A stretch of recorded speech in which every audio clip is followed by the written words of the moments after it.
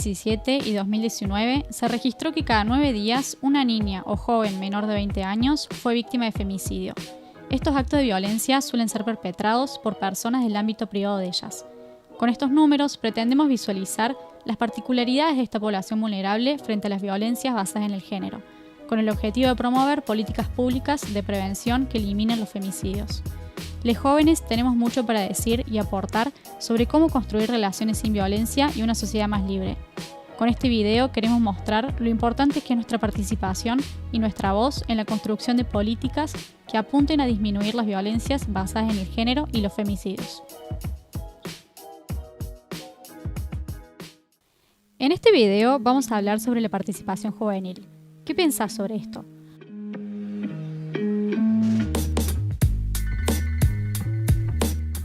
Nosotras pensamos en legisladoras jóvenes o en estudiantes de secundaria defendiendo nuestro derecho a decidir en marchas y en el Congreso.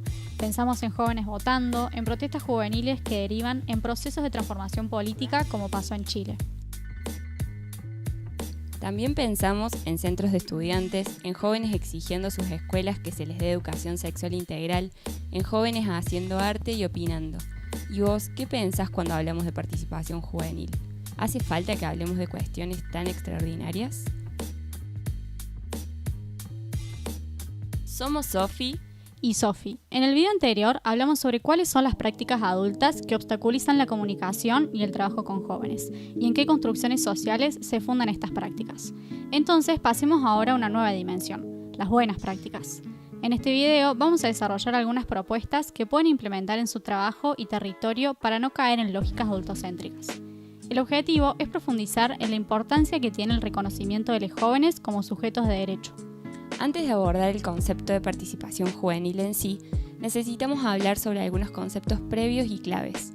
Para ello, nos remitimos a dos instrumentos jurídicos, la Convención de los Derechos de los Niños, Niñas y Adolescentes y el Código Civil y Comercial de la Nación. Por un lado, la Convención incorpora como principio rector el interés superior de las niñas y adolescentes.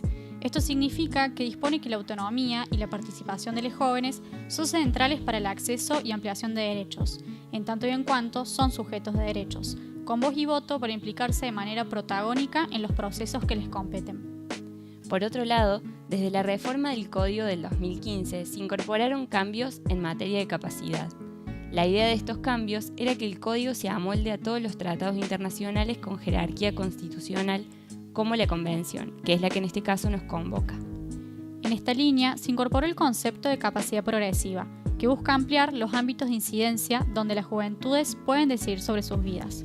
Esto implica poner como centro de atención la personalidad de las niñas y adolescentes, para reconocer sus necesidades particulares en cada etapa del desarrollo. Lo que se busca es fomentar una participación activa en el proceso formativo de los jóvenes, promoviendo el reconocimiento gradual y haciendo efectivo el ejercicio autónomo de sus derechos.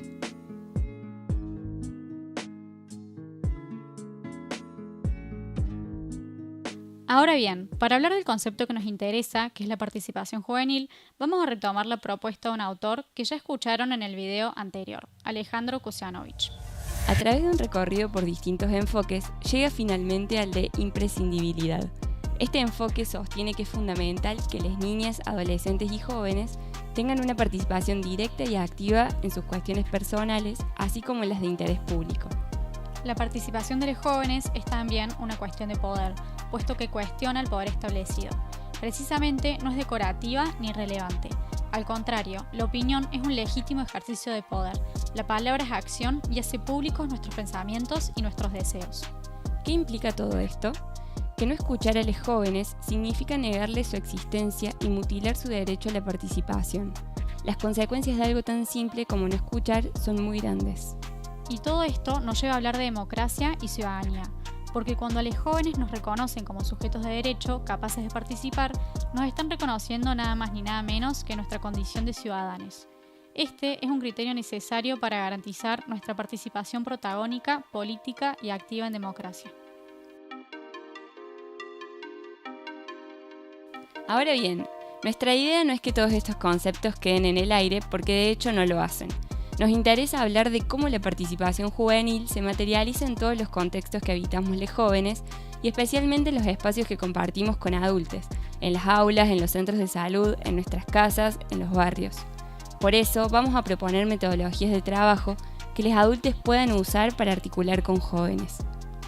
Pero ojo, estas metodologías no son recetas que puedan ser aplicadas como una sucesión de pasos que garantizan la participación.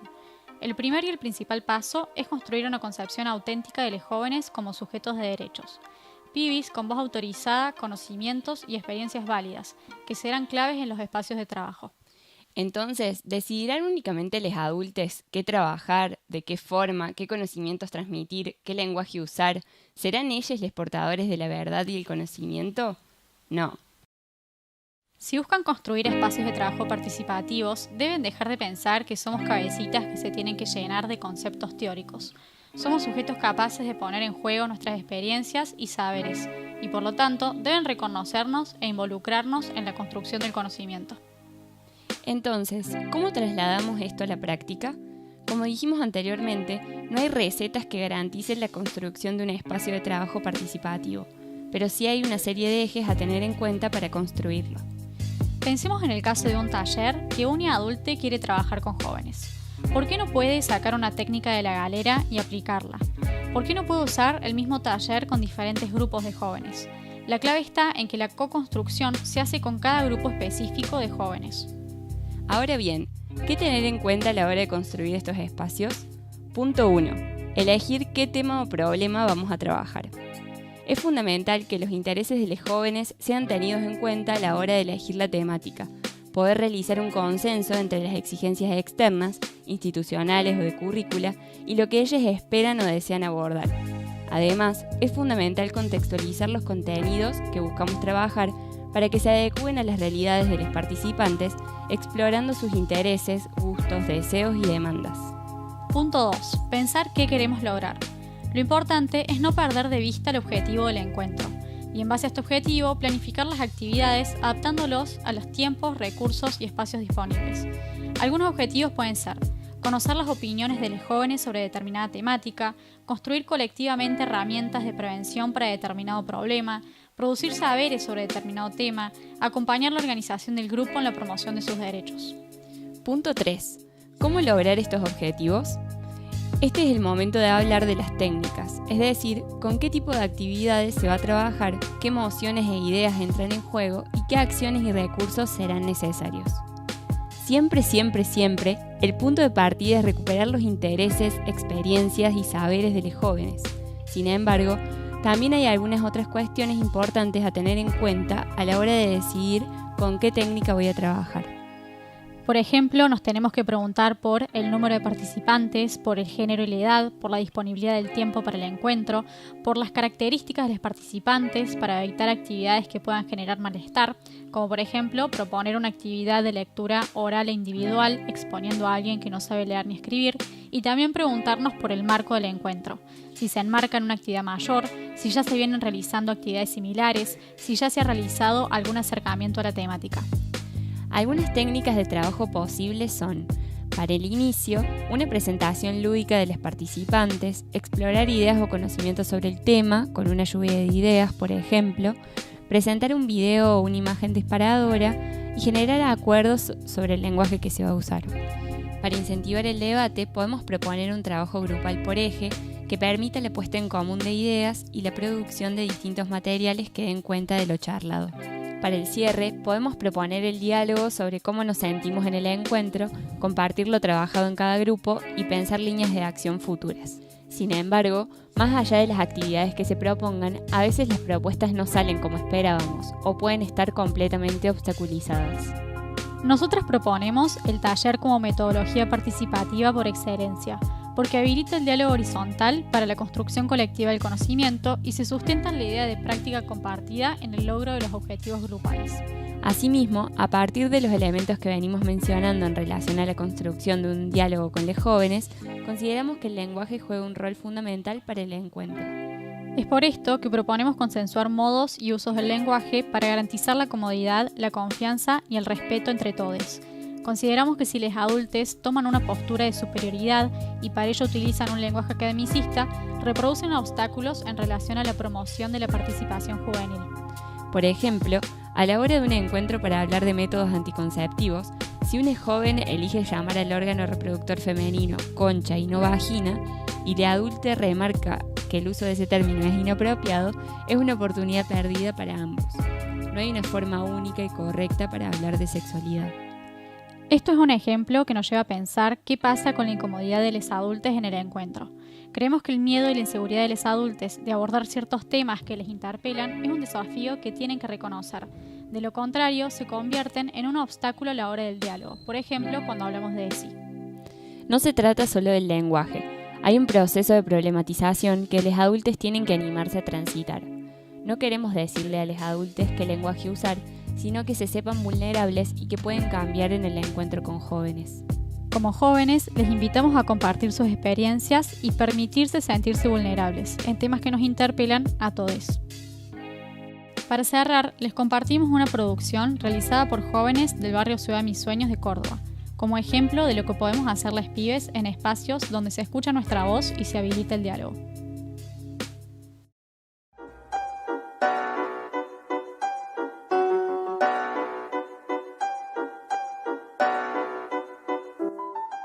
Les pibes de ciudad, les venimos a presentar el programa de la radio, Nuestra Vida Sexual.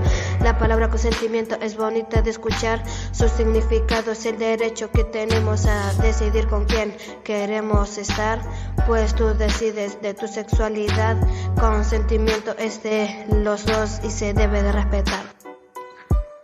Puedes usar el DIU o tomar pastillas, pero ponte a pensar, eso no te cuida de alguna enfermedad, te puedes contagiar de VIH u otra infección de transmisión sexual. Es ya el otro método, el preservativo, a la vez es más efectivo y se guarda en tu bolsillo.